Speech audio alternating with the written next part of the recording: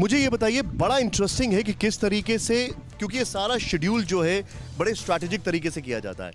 कमला Harris से वो मुलाकात कर रहे हैं और उसके 3 घंटे भी नहीं हो रहे हैं और फिर बाइडेन साहब से मिल रहे हैं, और बीच में अमेरिका और इंडिया का कॉमन फैक्टर जापान, उनसे मुलाकात है। इस पर आप क्या कहेंगे?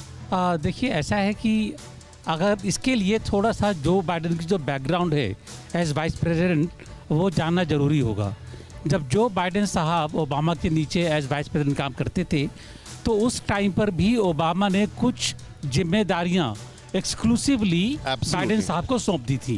बाइडेन साहब भी उसी मॉडल पर काम कर रहे हैं और उन्होंने कुछ जिम्मेदारियां। सर, मुझे एक बात बताइए, मैं यहाँ पर एक बहुत महत्वपूर्ण सवाल आपसे पूछ रहा हूँ। मैं कमला हैरिस की जरा बात बता दूं एक बार आपको। इन्हीं के लिहाज से कमला हैरिस और जो बाइडेन है, सॉरी मैं आपको बीच में रोक रहा हूँ, कमला हैरिस और जो बाइडेन ने मानवाधिकार को लेकर लास्ट ईयर कैंपेनिंग की।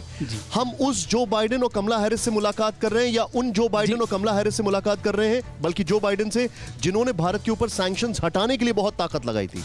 देखिए, हम बात कर रहे हैं इस टाइम पर ना तो सैंक्शंस की बात कर रहे हैं और ना हम बात कर रहे हैं मानव अधिकारों की। नहीं, I am talking, what is the person we are talking to? मैं वही बता रहा हूं आपको।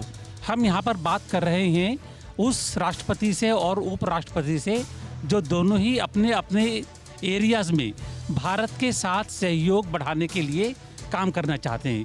ये प्योरली भारत सेंट्रिक मीटिंग होगी कमला हैरिस से। और जहाँ तक मेरा जानकारी है, कमला हैरिस का उनको जो जिम्मेदारी सौंपी गई है एजुकेशन के बारे में, तो ये कमला हैरिस जहाँ तक मेरा अंदाजा है, बात करेंगी हिंदुस्तान से एजुकेशन कोऑपरेशन को आगे बढ़ाने के लिए। जी, अगर ऑडियंस में कोई सवाल लेना चाहता है तो मैं उसके लिए भी तैयार हूं, लेकिन इस वक्त आपके सामने, या हमारे सहयोगियों में से, लेकिन इस वक्त आपके सामने एक बड़ी खबर मैं आपको बता दूं। भारत अमेरिका का जिस वॉल का मैं जिक्र कर रहा था, इसको जरा ध्यान दीजिएगा। भारत अमेरिका का सबसे महत्वपूर्ण बिजनेस पार्टनर है, इसको कोई डिनाई नहीं कर सकता है। और जैसा कि एम्बेसडर साहब ने कहा कि उनको भारत की जरूरत ज्यादा है, और इसके पीछे की वजह क्या है मैं आपको बताता हूं। फाइनेंशियल ईयर 2019-20 के मुकाबले 2020-21 में 44% एफडीआई इक्विटी बढ़ी है। अमेरिका भारत का तीसरा सबसे बड़ा निवेशक बना है। यह चीज सबसे महत्वपूर्ण है। मतलब एफडीआई इक्विटी जो है वो करीब 44% बढ़ी है, और वो भी कोरोना काल की हम बात कर रहे हैं। Let's not forget that. तो यहां पर भारत एक बहुत ट्रस्टेड एलाय है और एक बहुत रिलायबल पार्टनर के तौर पर अमेरिका का आ सकता है। दूसरी चीज मैं चाहूंगा जरा ये वॉल इनपुट हमारे सामने लेकर आए। यहां पर दूसरी चीज जो है वो ये है कि अप्रैल 2020 से जून 2021 के बीच में 45.55 बिलियन डॉलर का निवेश किया है अमेरिका ने भारत में। यह भी हम डिनाई नहीं कर सकते हैं। अप्रैल 2020 से जून 2020-21 के बीच में भारत की कुल एफडीआई का ये 8.3% है।